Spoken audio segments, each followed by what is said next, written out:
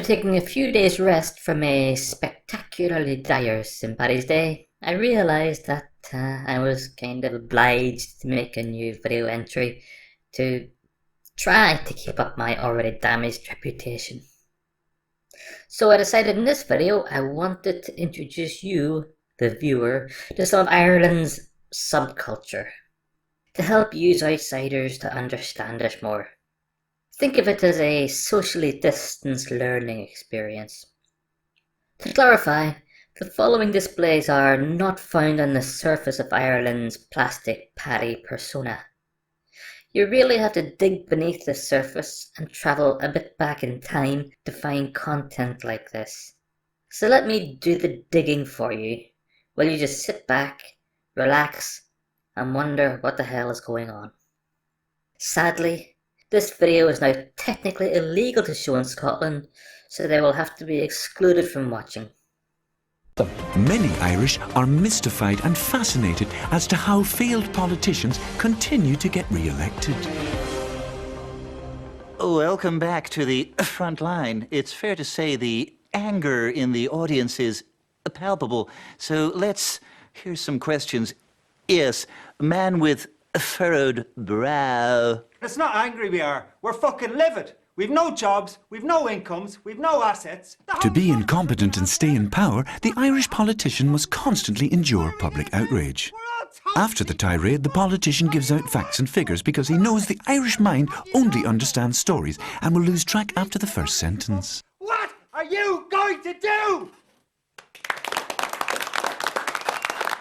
First of all, let me say I totally accept your condemnation of the situation, and I understand your outrage at the situation you find yourself in. But let me say, moving forward, there's a 6% increase on last year's figures, which is progress, and we are moving forward. But under no circumstances must the politician ever say what he's really thinking. What are you going to do? Come here to me, you working class scumbag. Always whinging and fucking moaning. You probably don't even vote, so why don't you just fuck off? The vessel we are looking for is a 60-foot ship called the Annabelle Lee. We lost track of it 3 weeks ago when it left the Dominican Republic. Now, the DEA believe it to have somewhere in the vicinity of $500 million worth of cocaine on board. It may well be... That's $500 million, lads. $500 million. Thank you, Inspector Stanton. Yes, that's half a billion. Slide. Now, the men we believe to be involved in the trafficking are Francis Sheehy Skeffington out of Dublin. Next. Liam O'Leary, also out of Dublin. Next. Clive Cornell out of London. Next. And James McCormick out of Limerick. Now, these men are highly dangerous. And if you do make a... Yes, Sergeant. I thought only black lads are drug dealers.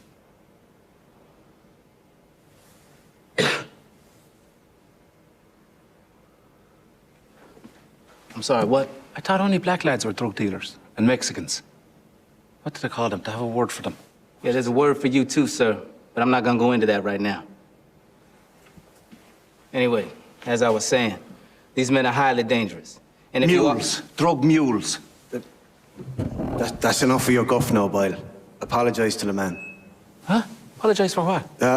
You know for what? For your racist slurs, for one thing. I'm Irish, sir. Racism is part of my culture. That's enough now, Boyle. You're showing us up, man. You're a fucking knacker. Fuck off back to Dublin, you. You rip your fucking head off, Boyle! Right. Sit down! No, lads, come on. Not in front of the American. He's just messing with you, Agent Everett. And deliberately disrupting my lecture for another thing. I'm only having a bit of fun, like. Don't mean nothing by it. Right, $500 million worth of cocaine. You think this is a fit subject for levity? Street value. Excuse me? Street value. You lads are always announcing a seizure of drugs worth a street value of $10 million or $20 million or $500 million. I do always wonder what street it is you're buying your cocaine on, because it's not the same street as I'm buying my cocaine on. That's enough now, Boyle. We've had enough of your wisecracks for one day. If you continue on in this vein, you can consider yourself under suspension. Oh, I doubt that. You doubt that? Boy, you got a set of balls on you talking to your superior officer like that. If we were back in Atlanta... We're not back in Atlanta, though, I reckon. If we were back in Atlanta, you would be busted We're in down. fucking Galway. You'd be giving out tickets to jaywalkers. Galway. That's it, Boyle. You can consider You're not yourself... hunting 4 men, you're hunting 3. How's that? McCormick is dead.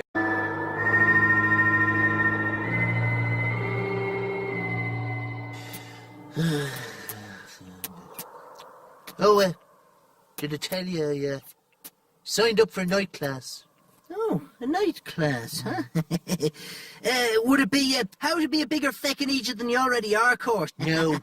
Well, would it be a shagging for beginners course? No. Oh, I know what it is. It's shrink my head so it fits my body course. Shut up. With that. I just want to better myself. Did you tell me to shut up?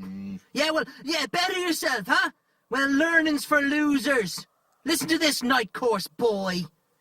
Turlock P. Lamb and Loudon Slaughter were both studying law in TCP up in Dublin, under the esteemed Professor Tony Grimp, or Gimp as the boys like to call him, behind his back, of course. They were both A-plus students and cocky with it. Oh, would they be the type of fellas now that would tell off-colour jokes in mixed company? Like the one about the nun and the lobster. Shut up, you public menace! They really irked Professor Grimp with their constant interjections. Yes, Mr. Slaughter. I think you'll find that in the landmark case in 1976 of Kramer versus Kramer predates the Langton Hovers debacle of 82. Loudon would say. And it really pissed the professor off, because generally speaking, the know-it-alls were correct. There's nothing worse than people interrupting you. Yeah, the exams were... Sure there's not. The exams, of course... Nothing gets on my tits more than people just... Final exams were fast approaching.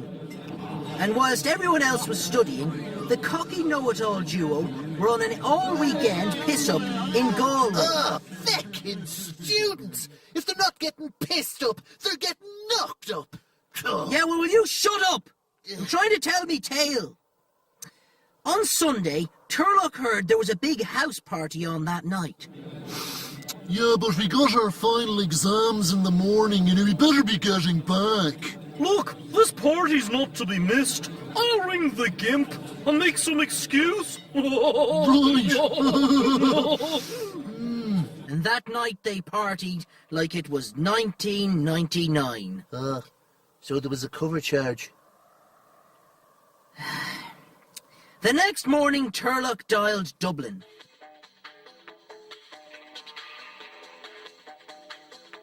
The professor picked up the phone. Hello? Yo, hi Professor, it's Turlock here. You're not going to believe it. Myself and Loudon have got a flat tire. And we're stuck outside Mulcray. We're not going to make it back for the exam. Is there anything you could do? The professor was annoyed. This is highly irregular.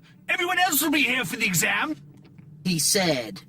But the know-it-all Turlock replied, Okay, dude, but I think you'll find that stated in the college charter is, in extraneous circumstances, for instance a flat tire, students are permitted to sit the exam within 48 hours.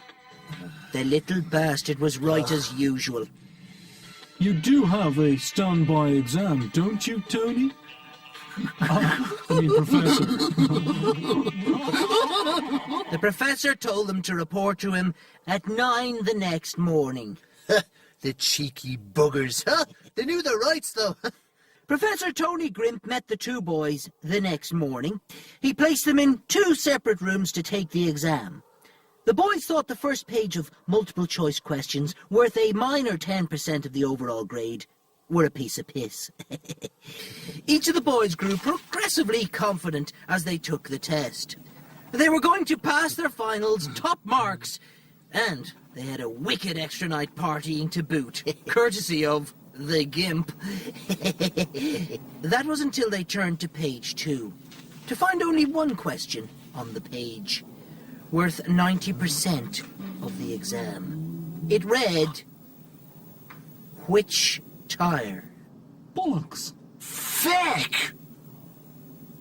Yes. Which tire? Oh, very good. The excuse is the flat tire, and the boys now in separate rooms. Right. Which tire was it, huh, lads? Caught by their own lie. That's right, Tony Curtis. 8 years of college down the drain. Anyway, what night course have you signed up for? It's an MA course. An MA? Jesus, my brother doing an MA, huh? God, I could be proud of you for once. No, it's an MA course. Yeah?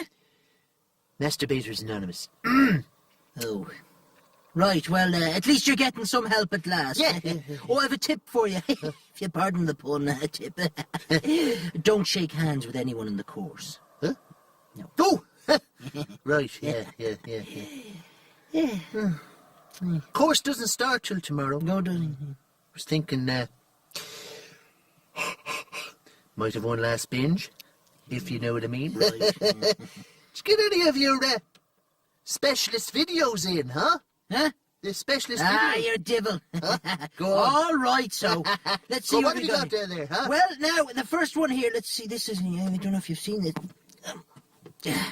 P and John Malkovich? No?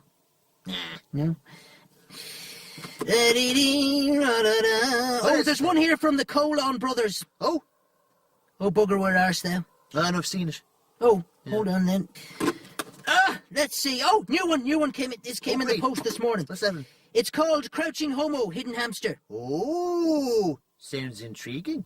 It's a great film now. To be foreign, it would be. Oh. And it has the subtitles, but you'll hardly be looking at those, will you? John, with my squinty eyes. Yeah, good man now. In there. Oh, very good, huh?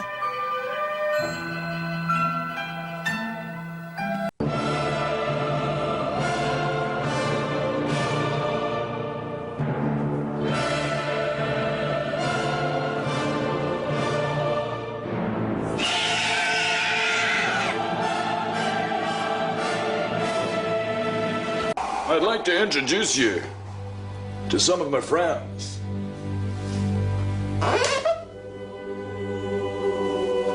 Here we have the Respecter. 2 seconds, that will rip the skin off a child. This one speaks for itself. You can almost hear the children's screams. My personal favorite, the Resurrector. A good hit with this, and it'll take you 3 days to wake up.